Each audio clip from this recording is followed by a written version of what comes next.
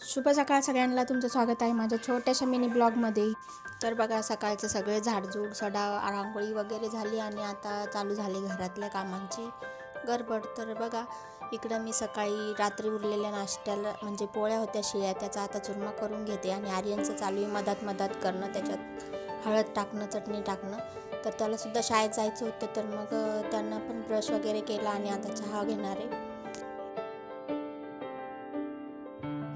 तर त्याला किती सांगितलं तर चहा घेत जाऊ नको म्हणून, तरी तो चहाच आवडतो त्याला. सकाळी सकाळी दूध काही पित नाहीत, फक्त संध्याकाळीच दूध पितात. तर त्याचा चहा करून दिला आणि डब्यासाठी त्याला आता मटकीची भाजी, फिक्की आणि पोळी टाकून देते.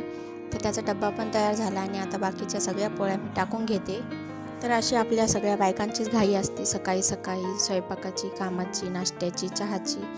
तर कसा वाटला व्हिडिओ नक्कीच कमेंट करून सांगा आणि व्हिडिओ आवडत असेल तर व्हिडिओला लाईक करा, शेअर करा आणि सबस्क्राईब करायला विसरू नका. भेटू अशा छोट्याशा मिनी ब्लॉगसोबत. तोपर्यंत तुम्हा सर्वांना बाय बाय.